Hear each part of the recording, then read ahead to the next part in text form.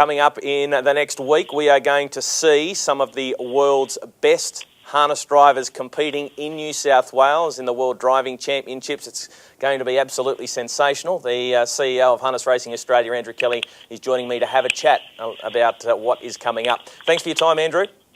No worries at all, Greg.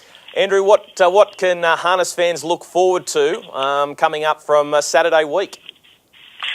Yeah, well, I can certainly look forward to the exposure that some of the world's best will deliver on a number of tracks across New South Wales. As many people will be aware, there's a 20-heat series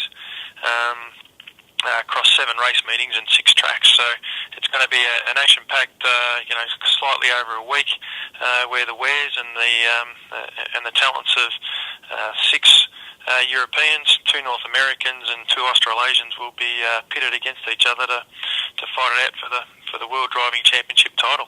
It's got to be exciting for Harness Racing Australia to see the World Driving Championships back here in Australia. Yeah, that's right. We don't often get the opportunity to have what are household names and champions of the sport in their own right, in their own countries, right in front of us, and able to be touched and poked and prodded. And I hope that plenty of people around the New South Wales regions are able to get to those particular tracks and make the most of being able to rub shoulders with these people that are considered geniuses in their own countries. And most of them are available for outside drives if that's in fact something that the trainers and owners and other connections might be interested in. But having dealt with them now, albeit from afar, but via email and phone now, it's quite clear that they're very willing to give of their time. They're keen to get to know people. They're keen to have a look around, and people should be soaking up whatever it is that they'd like to get from these particular people. Andrew, you mentioned there's going to be drivers from Europe and also North America, and we've got Chris Alford and Dexter Dunn representing Australia and New Zealand. It must, there's obviously a lot of work that goes in behind the scenes to make sure something like this runs correctly. Yeah, at the moment there's never a dull moment. So up until Christmas we thought we had most things bedded down, but there's been a few little false starts with some withdrawals from the European team. Different things that happened at home there, or the amount of travel that's required and time away from home hasn't quite suited a couple of them. So there's been some slight changes there, but we've put together, we think, a reasonably comprehensive promotional package, and that will start to hit TABs and clubs, etc. from Monday next week. And people that aren't able to get there and watch these drivers live will be able to keep up to date on the various websites and social media, in which we've got some excellent plans, and I know you're part of that, and looking forward to the contribution of a number of people and resources putting that together. So what actually happens in terms of how the drivers are selected, there's 5 selected from Europe, there's 2 from North America, 1 being from Canada and 1 being from the US, 1 from New Zealand and 1 from Australia. The Europeans hold their own driving championship, and the first 5 across the line there are the 5 in which are initially chosen to represent Europe at the World Driving Championship. Hopefully it was the right rein to pull it.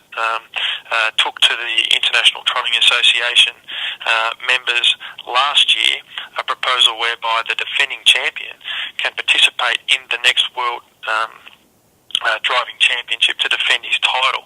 So this year we see Pierre Vercruz from France involved in the World Driving Championship as the defending champion. So hence that's how the 6 Europeans are made up. So whilst it's certainly exciting for Chris Alford to be the Australian representative, I'm sure he would like to maybe see some other parts of the world as well. So all he's got to do is win this particular championship, and then he'll be off to Canada for the 2017 edition of this same series. I would also like to point out that as the Australian Driving Championship reigning champion in that particular series, Peter McMullen will be joining the tour, if you like. He'll be what is known as a travelling reserve. If for any reason a driver is unable to take his place due to injury or some other unforeseen circumstance, then Pete will be competing along the way as well, and a great opportunity for him to rub shoulders 24 hours a day, 7 days a week for the entirety of that particular championship. So I think all is set and all is in readiness now from the driver's perspective, and the clubs themselves, where these heats are being conducted, have also been very genuine and very keen to be involved in putting on a great show for these drivers when they arrive in town. Andrew, this also goes hand in hand with the Worldtrotting Conference? Yeah, it's run in parallel. So the Worldtrotting Conference, which is made up of the International Trotting Association members, is held every second year. It's our turn. We follow from France, who had it in 2013. I mentioned earlier that Canada will be the next host. The driving championship often runs whilst in parallel, quite separate from the trotting conference. And what we've actually tried to do on this occasion is to bring the two together. So after racing at Menangle initially, heading up to Newcastle, down to Goulburn, across to Wagga, and then back to Sydney via Bathurst and Penrith,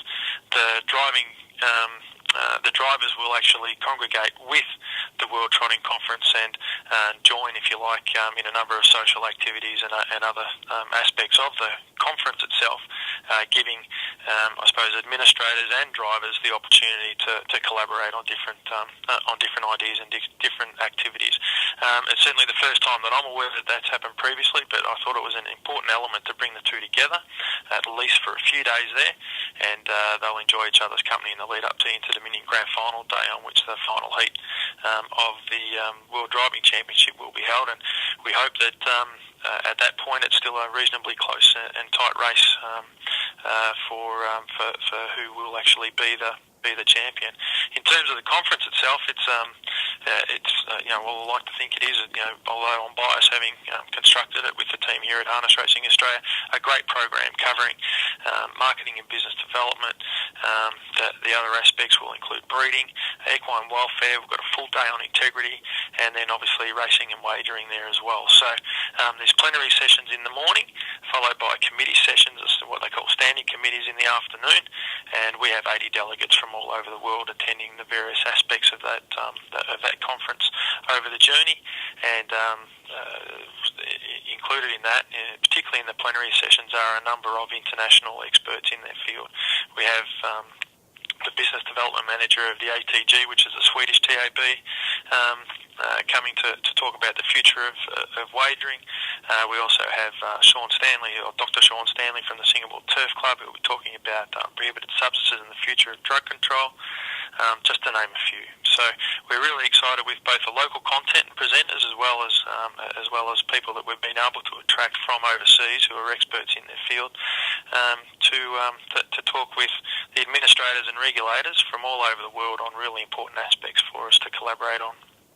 Well, we're looking forward to all of the excitement on and off the track. Andrew, thanks very much for your time today on Trots TV, and we'll catch up with you again soon. Looking forward to it, Greg. All the best, and thank you for your support as well. And there he is, Andrew Kelly, the CEO of Harness Racing Australia, having a chat about the World Driving Championships and also the World Trotting Conference.